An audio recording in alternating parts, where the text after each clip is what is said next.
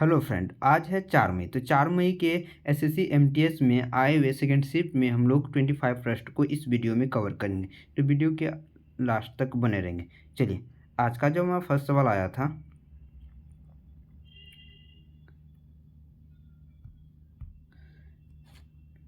सपेरा नृत्य या सरीसृप नृत्य किस राज्य से संबंधित था? तो यह राजस्थान से संबंधित है। सपेरा नृत्य किससे संबंधित? यह राजस्थान से संबंधित। करेक्ट आंसर राजस्थान हो जाता है। जैसे कलबिया राजस्थान का मुख्य रूप से कलबिया समुदाय द्वारा किया जाने वाला एक लोक नृत्य है। इसे सपेरा नृत्य के रूप में या स्नेह वामर नृत्य के रूप में इसे जाना जाता है। तो करेक्ट आंसर राजस्थान हो जाता।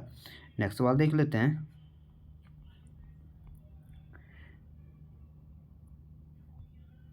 नेक्स्ट सवाल हमारा है, चावल को डैश तापमान और डैश आर्द्रता की आवश्यकता होती है? तो चावल को जो उच्च तापमान और उच्च आर्द्रता की आवश्यकता होती है। तो करेक्ट आंसर उच्च तापमान हो जाता। देखिए, चावल से संबंधित कुछ महत्वपूर्ण फैक्ट को हम लोग कवर कर लेते हैं। देखिए, चावल की फसल को गर्म और आर्द्र जलवायु की आवश्यकता होती है। यह उन क्षेत्रों के लिए सबसे उपयुक्त है जहां उच्च आर्द्रता और लंबे समय तक धूप और जल की सुनिश्चित आपूर्ति होती रहती है। फसल पूरे जीवन काल में आवश्यकता से अधिक औसत तापमान जो होता है 21 से 37 सेंटीग्रेड के बीच होना चाहिए। नेक्स्ट सवाल देख लेते हैं। नेक्स्ट सवाल हमारा आया था, एक बुक और ऑथर से सवाल आया था कि मालगुडी डैज नामक पुस्तक के लेखक कौन हैं? तो आर.के. नारायण जो है ये मालगुडी डैज पुस्तक के लेखक हैं।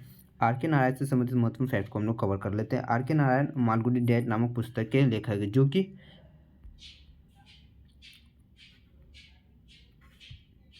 कि 1943 ईस्वी में प्रकाशित हुई थी। 10 अक्टूबर 1906 में जन्मे आर.के. नारायण का पूरा नाम था रासीपुरम कृष्ण स्वामी ऐंकर नारायण स्वामी था। इसका पूरा नाम क्या था? इसका पूरा नाम था रासीपुरम कृष्ण स्वामी ऐंकर, इसका पूरा नाम था। नेक्स्ट सवाल की ओर देख लेते हैं।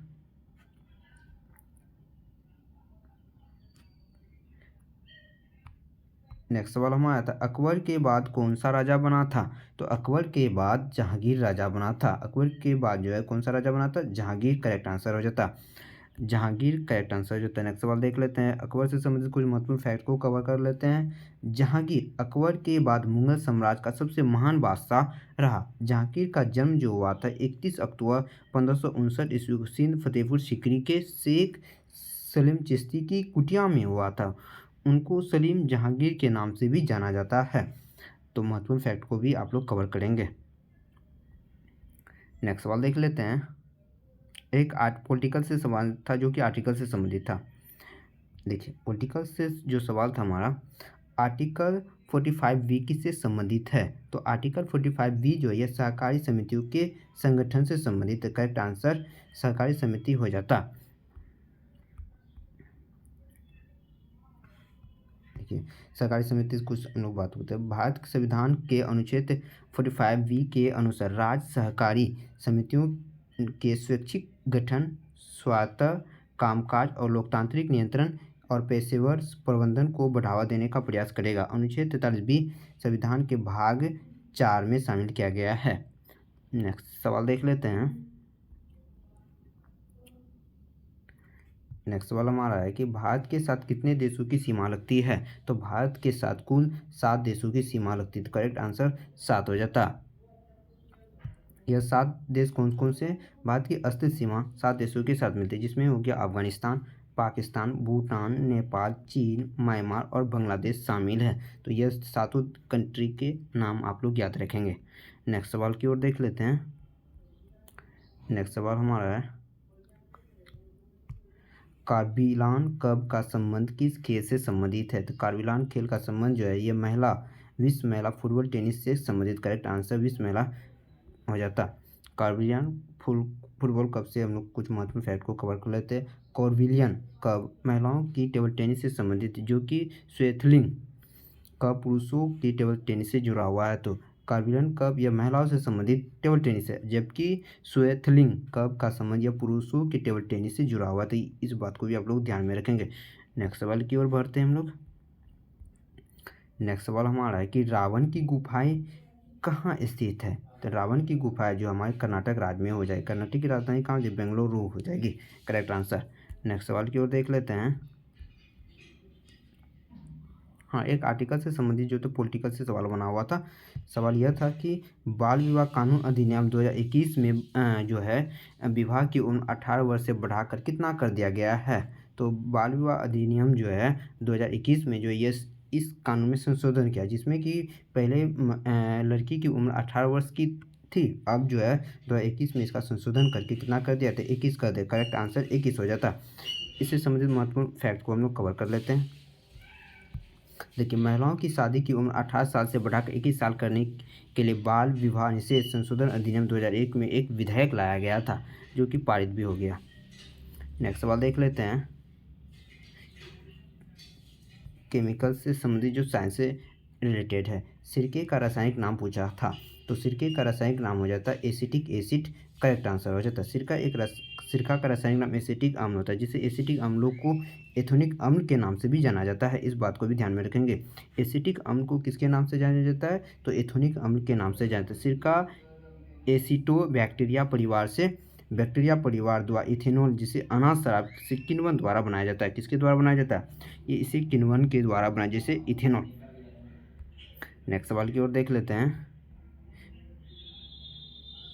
एक कब से संबंधित साइमन बिल का संबंध किस खेल से संबंधित है। साइमन बिल खेल का संबंध यह जिम्नास्टिक खेल से संबंधित है। करेक्ट आंसर जिम्नास्टिक हो जाता। नेक्स्ट सवाल देख लेते हैं। नेक्स्ट सवाल हमारा है कि हरे कोमल तना वाले पौधे को क्या कहा जाता है। तो हरे और कोमल तना वाले पौधे को जो है हर्बल कहा जाता है। करेक्ट आंसर हर्बल हो जाता। देखिए, हरे और कोमल तना वाले पौधे को जो है हर्बल कहा जाता है। इसके उदाहरण जैसे टमाटर हो गया, गेहूँ हो गया, इत्यादि सारे हमारे फसल आते हैं। नेक्स्ट सवाल की ओर देख लेते हैं। नेक्स्ट सवाल हमारा है, एक जनगणना से सवाल आता है। जनगणना से हर शिफ्ट में सवाल आते हैं, तो जनगणना से जो सवाल आ रहे हैं, तो उसको आप लोग एक बार देख लेंगे। लिंग अनुपात कितने व्यक्तियों पर निकाला जाता है। लिंग अनुपात जो है प्रत्येक 1000 पुरुषों पर महिलाओं की जनसंख्या को काउंटिंग किया जाता है। तो करेक्ट आंसर पुरुषों पर हो जाता। 2011 की जनगणना के अनुसार भारत में जो है लिंग अनुपात जो है प्रत्येक 1000 पुरुषों पर 940 महिलाएं हैं। इस बात को भी ध्यान में रखेंगे।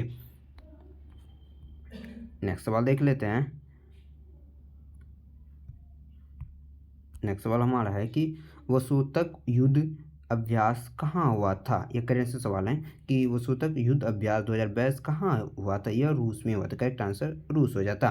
भारत अन्य देशों के साथ, चीन के साथ रूस में एक बहुपक्षीय राजनीतिक और कमान अभ्यास वसुतक 2022 में शामिल हुआ था। यह किसके साथ हुआ था, ये रूस और चाइना के साथ यह युद्ध हुआ था, वसुतक युद्ध अभ्यास। नेक्स्ट सवाल देख लेते हैं।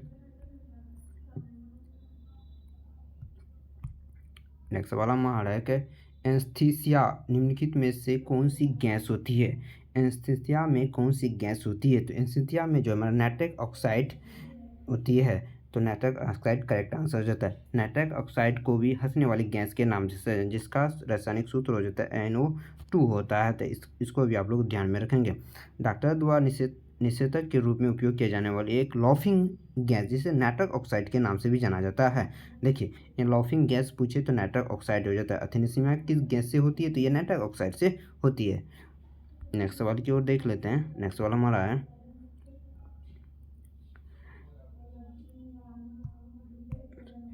36वीं संसदीय राजभाषा समिति की अध्यक्षता किसने की है। करने से सवाल है।